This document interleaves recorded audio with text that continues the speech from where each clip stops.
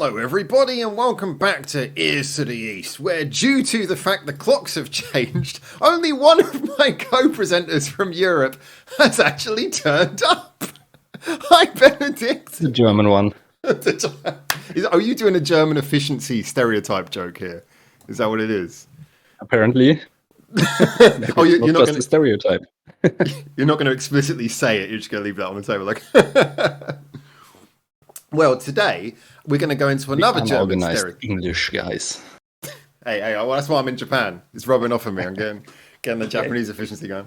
But yeah, we're gonna play on another German stereotype today, which is the fact that Germany is known for its metal music. You know, the Germans are known to love their metal festivals, their metal music, and of course, Benedict, you are no exception to that. All right, you are a man who loves his metal, right? Let's be honest about that. I do. Okay. I do.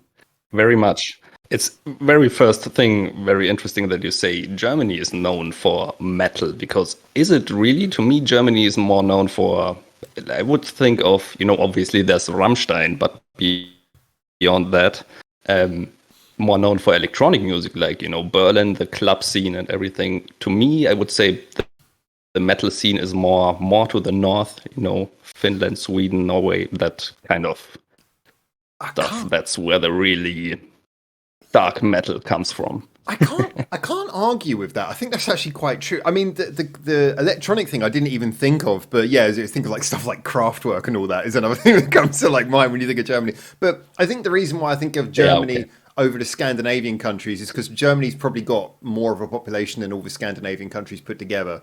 So you probably have like bigger. There's more metal festivals and stuff. You're known for the metal festival. Yeah, Rammstein's one that comes. Rammstein. I don't know how you pronounce that. That's one that comes to mind. I'm going to get cultured today as well. But basically, look, the reason why we're doing this video is because it keeps on coming up that Howard, despite the fact that I do listen to metal, apparently I am soft compared to you and Neon. You're the real metalheads. I am just a tourist. Thus, we are going to dive into a little bit of, can Benedict help school me in metal? So a little bit of, you're going to try and find out some stuff. And I will also ask you some things, because let me start off with, like, what would you say is the heaviest group that you heard? Heard or listened or that you listen to? I'll be honest, I've heard some groups where you can answer both. Yeah, I mean, when it comes to heard, I've heard some stuff where it's just been like, I listen to it and I'm like, wow, that is so heavy that I'm not even sure I can hear the music anymore.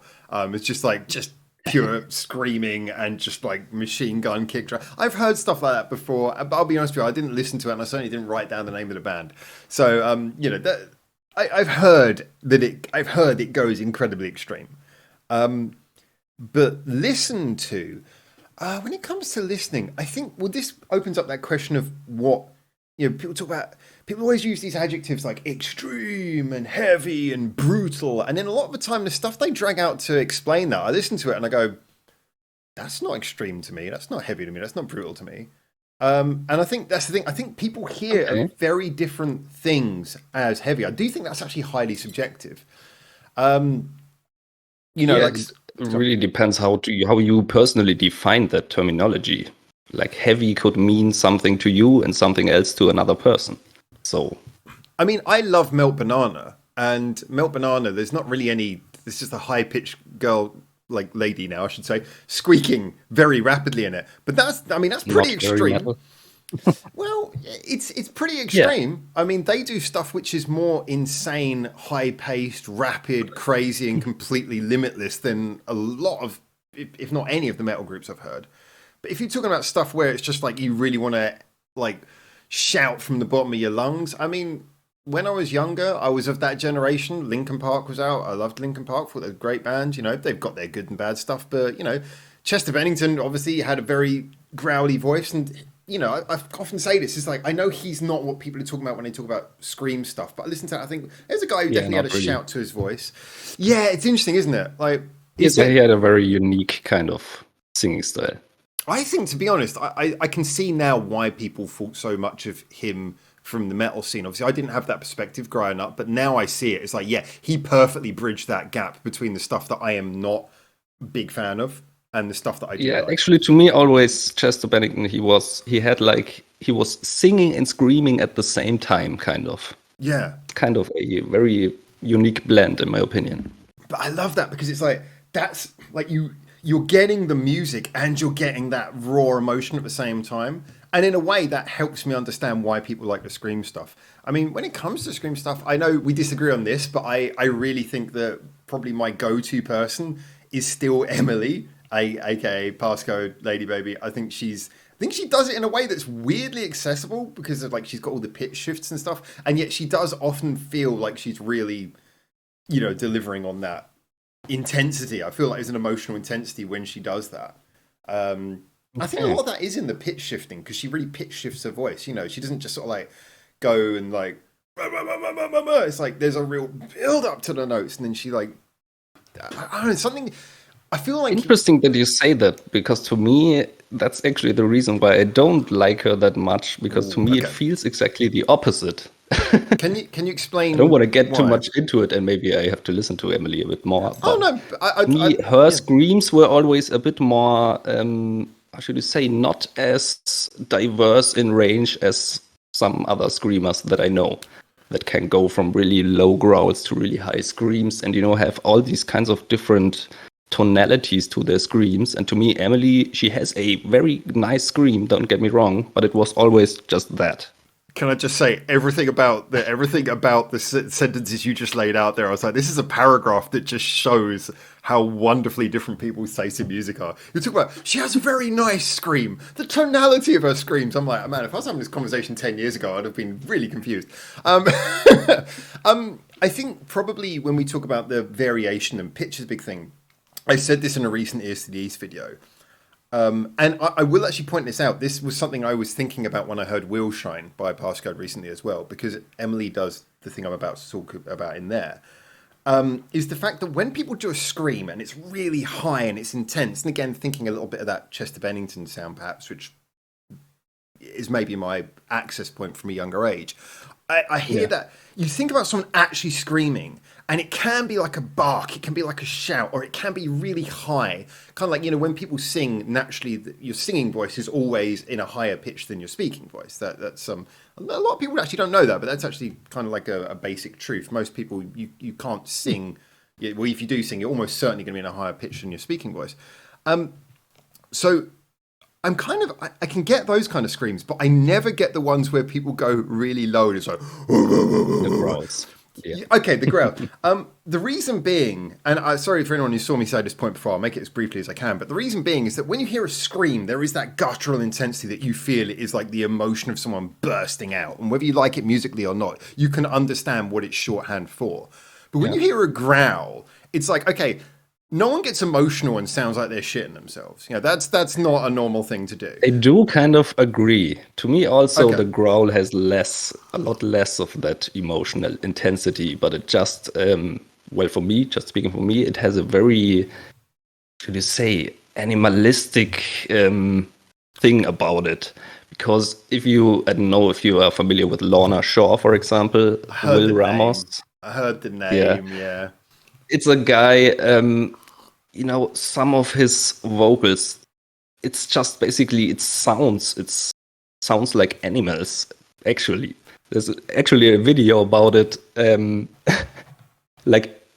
where they try he's hearing sounds and has to decide, is it a human or an animal? And it's hard to tell. It's kind of an artistic way of expressing yourself, if you want to put it that way, in a very animalistic way. Yeah, I think anything musical. I mean, I'm a great believer that everything we feel emotional about, everything we hear and provokes an emotional response. It's almost certainly. There's something scientific, there's something biological about the way we respond to things. I mean, like I've seen really interesting things talk about how, like different animals, humans included, the way that we respond to music, which is in a similar tempo to our heartbeat, things like that. That sometimes is seen as a more comfortable rhythm. All these kind of weird things. You hear about the ideas of how you can have like rising sounds and how octaves work, and all these things and how they provide an emotional response. So going to something as basic and almost evolutionary as it sounds like a threatening animal, I get that. I do get that. The only problem is that in a way, I I just feel like, and I know it sounds terrible, and maybe I need to get more in the mood for it, but like when someone says that the person sounds like a threatening animal, I get it, but I still hear them as a human. And maybe this is where the video you were talking about, where it's indistinguishable, makes sense. But I guess in my head, and this is probably on me, I just kind of still see like a guy with a microphone or a woman with a microphone trying to make a sound like a big scary bear, and it kind of makes me laugh. It's like it's hard to. Don't you think that's kind of impressive also? Maybe, yeah. I mean, I'm actually, I think you are making the most compelling argument for this I've ever heard. Couldn't do that. Okay, see that I don't. How difficult it is, that I don't care about. And I've had arguments with people about this before. Like when, for example, someone says, "Oh, listen to that guitar solo; it's so skillful." I go, "It's skillful, but skillful and enjoyable are not the same thing. Skillful, I'm impressed. Doesn't necessarily mean you're my favorite guitarist." It's like, you know. So in the same way, if someone does like a noise, it sounds like a bear. I'm like, "Great, we should put you on like a talent show." So it doesn't necessarily mean I want you in my song. You know, it's so. Yeah, that I mean, wouldn't win me over. Kind of have to somewhat agree with you because I also don't really like Lorna Shore a lot, and I don't listen to the music like that very much. I have to like kind of be able to distinguish some kind of human voice to enjoy it also. But you know, I still get the just I'm impressed by what he can do with his voice.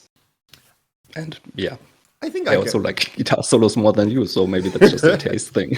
Well, I mean, again, I like guitar solos, but I like guitar solos when they're in the right place and used in the right way. And I think a lot of the things that make people think I hate metal are because I'm not so...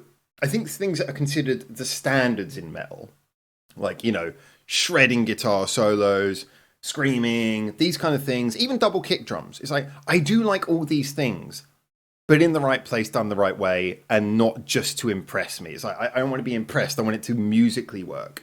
You know, like, like a scream. I want it to sound like it's really passionate. I want it to be blasting and have some rhythm, just rather than just an intense white noise. It's actually got to have like, you know, it's got to punch you because it's emotional. It's got to have some punch to it. That's Neon just wrote, fucking clocks. Oh well. Anyway. But to get to your point, what you just said, all the things about, and I think also your comparison to the other group you mentioned before, where everything is very energetic. But do you also listen to music or like metal that is slow? Because the metal can be very slow, and actually in the slowest parts, and I would say the most broken down parts, it can be the most heavy. I actually very much agree with that. I think, I mean, okay, so I have a natural bias myself, which probably skews this. I have a bias towards faster music. I think it might just, I don't know, something wrong with me. I think I'm just a naturally impatient person or something. Plus, I love music where it hits you with so much that you feel like, I mean, you can have like stripped down music as well. You can have beautiful spaced out music, but I love music where it's hitting you with so much that you just like have to take it in. You feel like your senses are kind of overloaded, but just at that right level where it's not a mess, but it's just right. You know, that balance where every single sound hits you and you're just like, you're getting just enough to have you at like that peak running perfectly, not overloading. Yeah. It's hard to explain, but I think you get the thing I mean. So I often bias away from slower music on that front, but when it comes to metal, I do know what you mean. But it's songs, you can have those songs where it's like just got a thumping, like a marching, there's like a banging sound. Yeah, I get that, but I think those kind of songs, if it's going to be something like that, it's got to have some real. It's also in the breakdown where it's just it's contrast. They basically stop almost everything and just do some. Oh fuck yeah! I love that chords and But I love that in so many different types of music. That's not a solely metal thing. I mean, using like a half-time beat or a quarter-time beat or going from double time to half-time in a song, that works in so many genres. I've heard that in like fucking VTuber synth pop. I've heard that, I mean, especially in punk. Punk is one of the best genres for that. When you do that in punk, especially because you're like so tuned to going fast, when it suddenly just goes half-time, that is amazing. I was saying this about actually, I'm gonna rep my girls, Caramel Candid. They've done that in a couple of songs. Virus Buster's one of them. Virus Buster's Yes. their punkiest song, and then just like goes halftime suddenly, and that is a proper headbang moment. That's just a True, valid. true. That's a valid technique. I do think that metal maybe can do it best because of the fact that it is a heavy technique, so a heavy genre would do it. But I wouldn't say that's unique to metal. And this may. So then let me ask you, what for you is it that makes metal metal compared to things like punk or other heavy genres that are not metal? Well, see, this is where I get into. Well, not so much. I used to get into a lot of arguments with people on this, but as a general, I kind of got so sick of talking about genres, and maybe that's something I'll ask you about in a moment. But like genres get so blurred, and there's always someone going, "Well, actually, that's not this, that's that." And it's like half the time I don't really care actually when I come to think about it. I mean, genres are just a collection of certain norms in a certain sound that you put them together and go, "Oh, well, that's got enough of these things going on that we associate with this genre that I'm going to." It's weird. So I would say that if I were to characterize metal, the biggest thing to separate it from is hard rock. And for me, the norms that separate metal from hard rock, first of all, is that riffing will tend to be done with there's more riffs, but the riffs will be guitar section based. Like, hard rock will tend to have a rhythm guitar under any riff, so a riff is over the top. Whereas metal will tend to have the riff actually be the core of the music when it happens. The other things I would say to include more punctuation on double kick drums. That seems to be a big thing. Doesn't seem to be like a quintessentially metal thing, but it seems to be something that a lot of metal has. Is a lot more focus on double kick I drums. would say it's in 95% of metal music. Yeah, it does seem to be that case. And of course, one of the big things is, and this does not define all metal as far as I can see, but the use of screaming growling vocals, or at least vocals that have a seriously rough grit to them, seems to be. But again, we can have something like Babe Metal, which is not that way. Admittedly, Babe Metal came in with Unlucky Morpheus with Fuki. Yeah. Well, this seems Lovebites. I listened to Unlucky Morpheus, and I think I call them metal because I get that the metal is going on in the background and in the image, but there's a lot of things about Unlucky Morpheus, and I probably point towards Fuki where I go, yeah, but it's almost it has a cross appeal to hard rock because it does a lot of the melodic things that are maybe more hard rock. And again, like Jill's violin, I think sometimes people do draw a certain connection between anything that sounds classical, because classical is naturally dramatic, and we think of metal, and I think a lot of the time we think. I mean, they are described as neoclassical. That's kind of their. Oh, here we go, subgenre time. Yeah, so I mean, you know how I feel about genres. I think genres, the only use of genres is so you can say, if you've got a friend who I'm into something, it's a shorthand of going, what music are you into? Oh, metal. It's a very simple shorthand to just basically get a musical conversation on the first footing. But I think it has no use beyond that. But I mean, still you listen to things like Unlucky Morpheus and Lovebites and Baby Metal, and you would still say definitely this is metal. You wouldn't say, I'm wondering what kind of genre this is, I'm going to question one of those. I'm just trying to wonder, do the vocals really really influence that? Well, I would say yes, but then again, this is me saying that I don't think that. Like, okay, so here's the one I want to draw attention to, and I'm going to get hate in the comments for this one. But I listen to Lovebites, and I don't think of that as being metal. Like, people tell me it's metal, so I call it metal, but it doesn't feel like metal to me. To me, it feels more like hard rock. I feel like that's rock music because it's very cordial. Cordial. It's got a lot of chords at the heart of it. It tends to move in a very rock way, sort of like charges along in a very rock. I know metal does that as well, but it's got that. It's got these big melodies, and yet it has a lot of things from metal as well. The penchant for grandeur, the guitar solos, but then again, hard rock has guitar. I do not see it as quintessentially being more metal than hard rock. I see it as a marriage of the two. Well, I do kind of agree. Power metal is probably the most hard rock sounding metal subgenre or whatever. Let's not get into genres. Um, But don't you think it but makes the line I would say arbitrary? the big difference for me in Lovebites is just the intensity of it. And like you mentioned before, also the use of the double kick drums and just the drumming in general. And maybe also the riffing, you could say it's a lot more intense than hard rock. And I think that is a big difference. What? Yeah, okay, maybe with the drums, but when you say intense, I do not see that. I mean, like, so here's the thing, right? So someone's going to say to me, I'm not saying it's not intense, but, and, you know, to draw a dangerous comparison, I listen to, say if I listen to a Lovebites song next to a BAND-MAID song, I don't consider either of them being more intense than the other. I think they both have songs that are equally intense, and yet people will gladly say that the Lovebites one is metal and the BAND-MAID one is hard rock. And I'm like, okay, there's so many differences Why did you have between to the bring bands. BAND-MAID? It's such a good counter.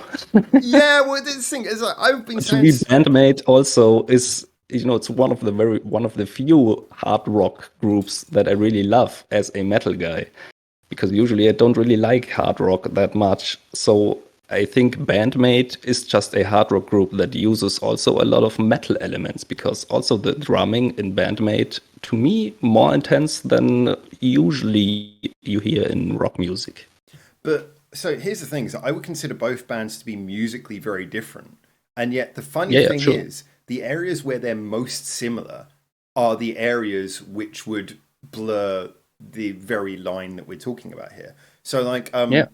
when I talk about like, you know, they're both very melodically focused. I don't consider either band to be more intense than the other.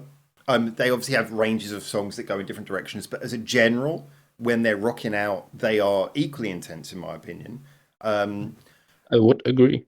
and so it's like for me, like if someone's going to draw a definition between why one of them's metal and one of them's hard rock, then you're going to have to find something other than intensity, and I'm not sure where that would come from. I just think that this, if anything, that shows how arbitrary the distinction between the two genres is.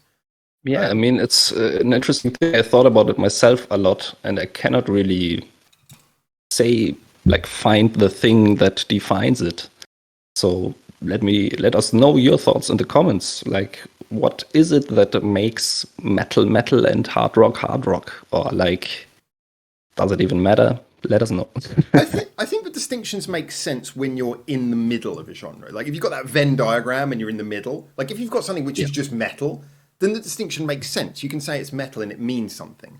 If you've got something which is like, you know, very much like a hard rock song, makes sense. You can define it.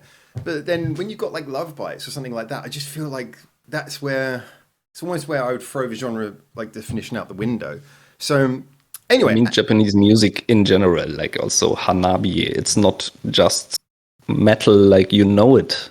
It's blended with so many different things, and that's a lot of these Japanese groups. They just blend a lot of genres.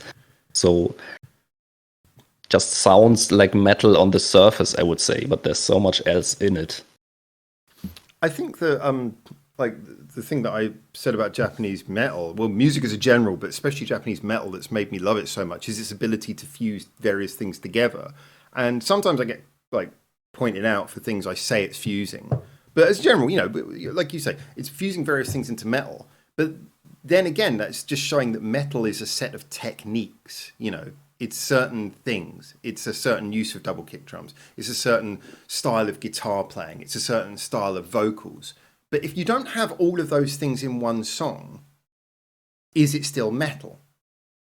And does that even matter? So like HANABIE is like HANABIE uses metal, but it's not all metal. Yeah. So, you know, it's like who claims that and does it matter? You know, why do the metalheads claim that? I guess, you know, they say well, they say they're harajuku cores. You know? Coming back again to like Unlucky Morpheus, they have like one of the greatest clean singers, like such a beautiful voice. Not really your typical thing that you think about when you have metal, but still I think people think of it as metal just because, to me, I think the overall sound also has to do with it. Like some, you know, metal, it also has a certain, how should I say, attitude to it. It's evil, it's dark, you know. And hard rock tends to be more on the brighter side, I would say.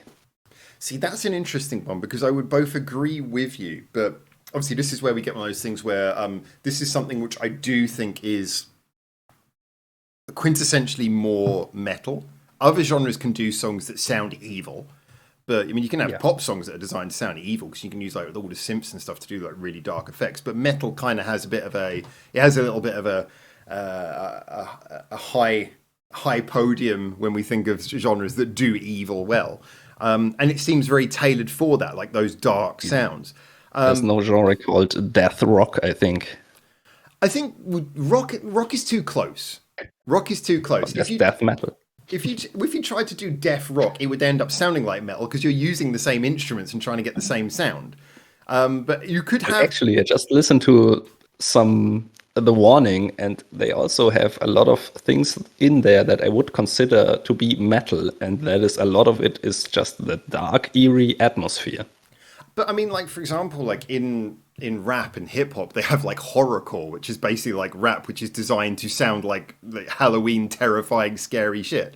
Really? And I haven't heard any. You have to send me some. Yeah, Sounds funny. As a general, it's pretty much like that's fucked up. And you know, it's not like listening. You're like, the fuck. And you know, this is the thing though, is that there are other genres that will go for evil. And often go in a different way, but I do know what you mean. Like metal, perhaps, is the one that we most associate with that. But is it a defining thing, or just a thing that metal has a probably not defining, but also one of the elements playing into it? So okay, so as you are my metal teacher, rather than trying to shake your belief in what metal is, maybe I should turn it around and ask you a little question. What, from your perspective, what do you think is the thing that... Let's put this two ways. What's the thing that you most value about metal music, and what is the thing that most frustrates you about metal music? So I would say the thing I like about it the most, maybe intensity wasn't the correct word, but the energy that metal music brings a lot of the time. I mean, we mentioned before it can be slow and things like that as well, but just the energy and the kind of the raw emotion that you get in metal music, I don't really get that in any other genre that much, or that raw and unfiltered in a way. So that's, I would say, kind of the thing I love the most about metal. And what frustrates me the most? That's a difficult thing. I love metal. Nothing frustrates me. No, I would say sometimes it can be done boringly, if you know what I mean. That's why I love Japanese music so much, because they blend a lot of things. But metal can be very like specific and focused down, and we will just be that and nothing else. And then I'm just, listening to two songs and I'm like, okay, I know what this is now. So where's the point?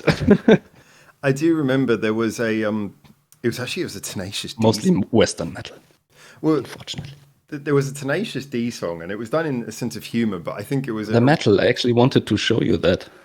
Well, is it? I think you're thinking of the same song I'm thinking about, which is the one where he's talking about all the other genres that come and go, but metal remains. Yeah. And I always found that... Rock tried to destroy the metal, but metal was in the way.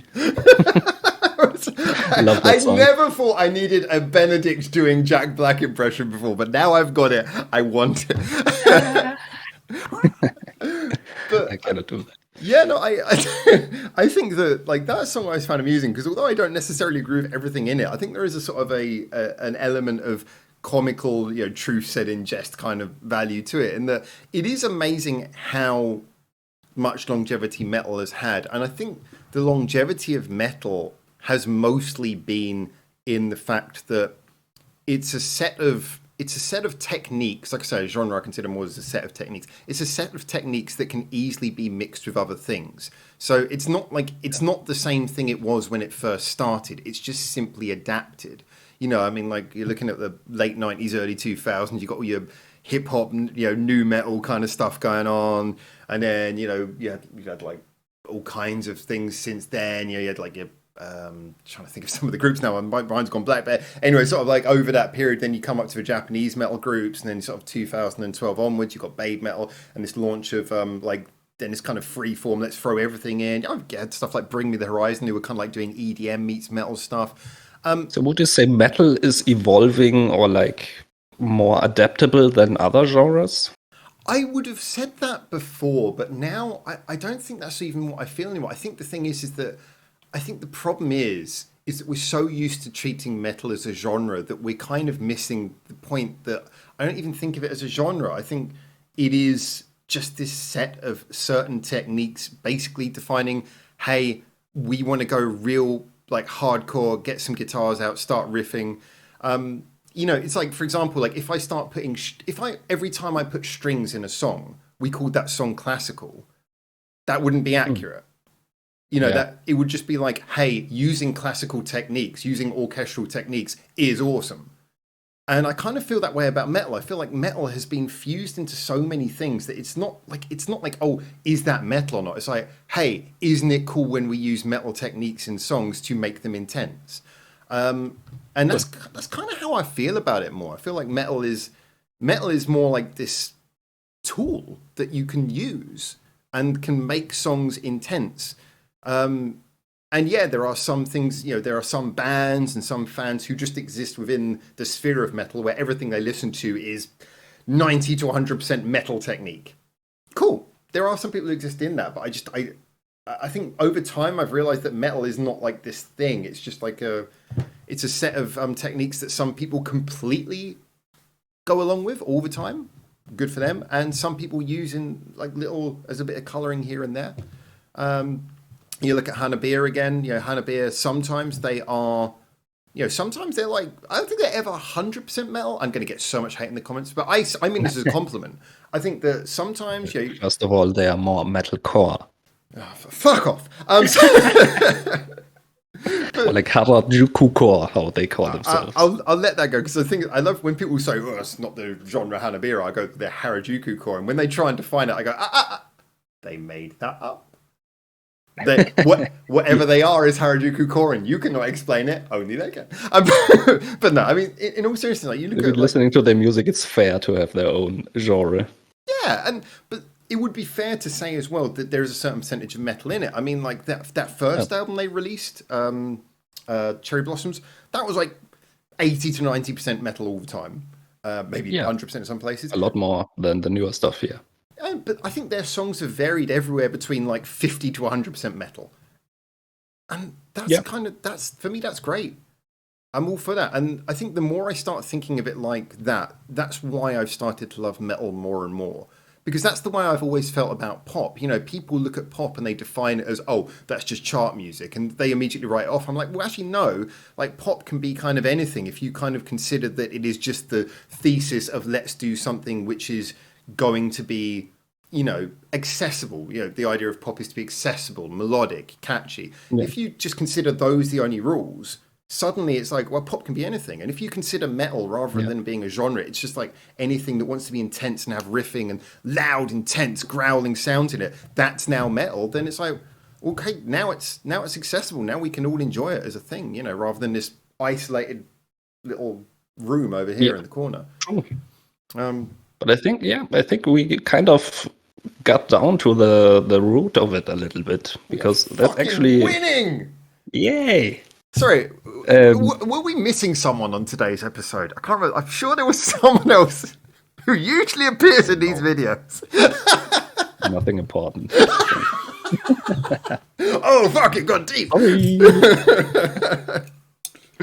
No, but really, I think that's actually the why a lot of times when I listen to rock and hard rock, actually the metal elements is what I'm missing, because I think we mentioned it a lot of times now that it's just adding some more intensity to it. I think that's a nice way to put it. So maybe we should get the lost person in as well. Call it. What, present our thesis to him? Yeah. I mean, all right, we got 5 minutes left, so let's bring him into the call. Let me just message him real quick.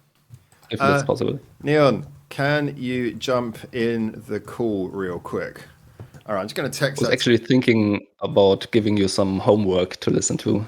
Maybe This is the metal school. maybe we could do that. Oh, there he is. All right. Okay. Welcome. Hello. Welcome, Neon. Welcome. Okay. So Boom shakalaka. we've got 5 minutes left in this episode, and we just wanted to present to you the thesis that we've come up with, and see if you agree. By the way, hello. Hello, everybody. We're talking about metal and what makes metal metal. All right. So. Oh god. Oh, Benedict wins. No, we've No. It's actually a kind of very interesting conversation. Yeah.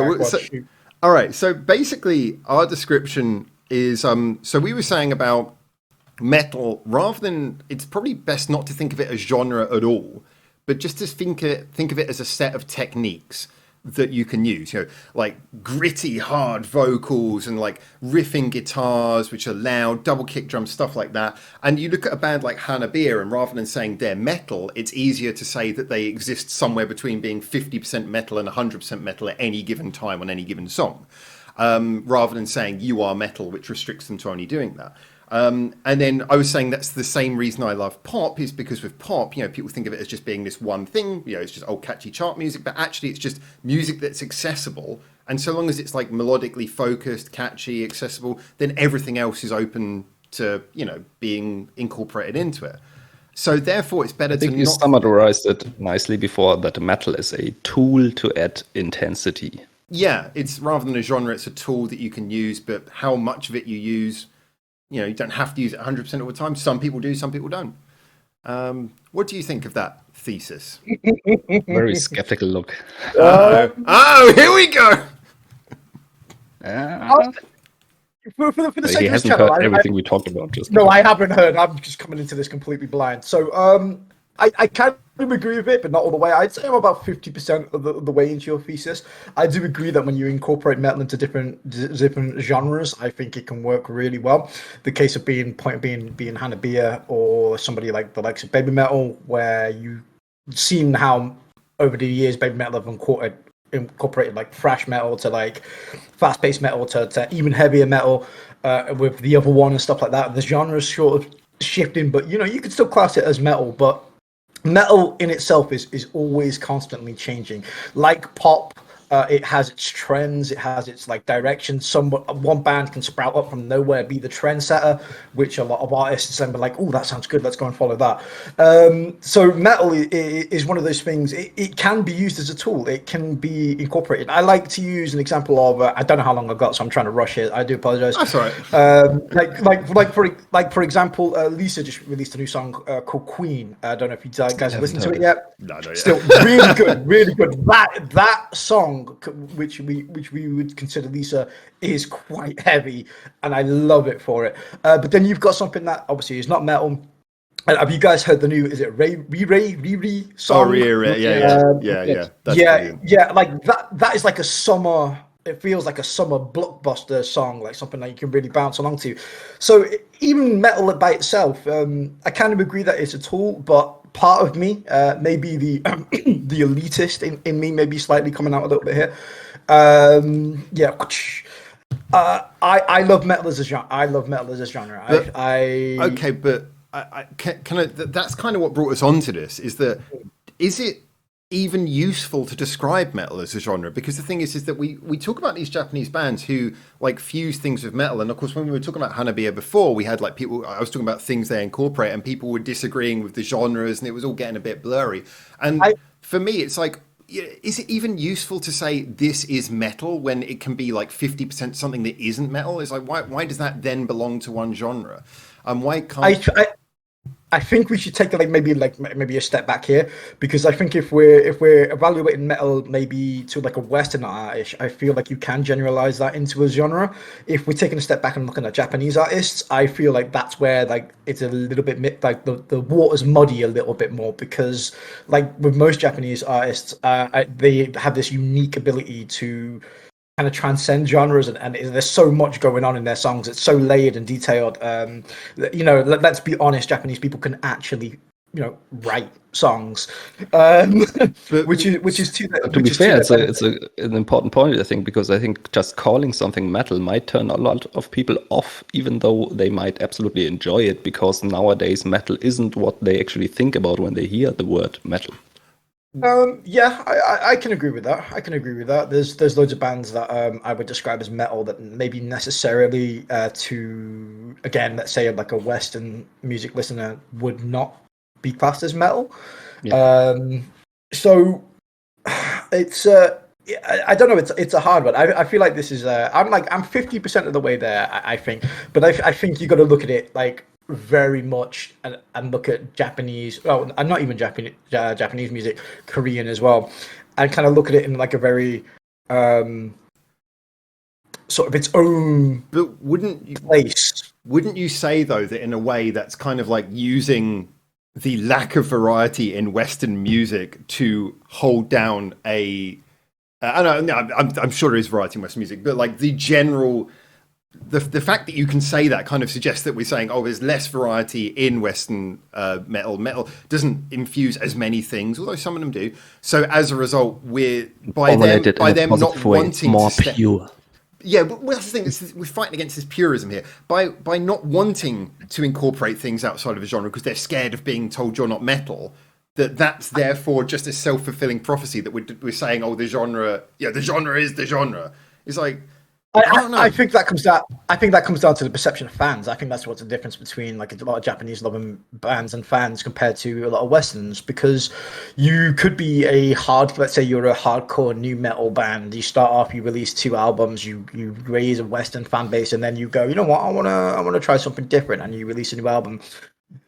In most cases, if you veer drastically from the direction that you've been going, you get a little bit of hate, a little bit of feedback in it. Even like some of the most popular bands, as an example, Baby metal in the beginning very much. Yeah, Bring Me the Horizon as well. They started off as a really hardcore new metal band, and they've morphed over the years into something completely different. But they still got a shit ton of flack for that.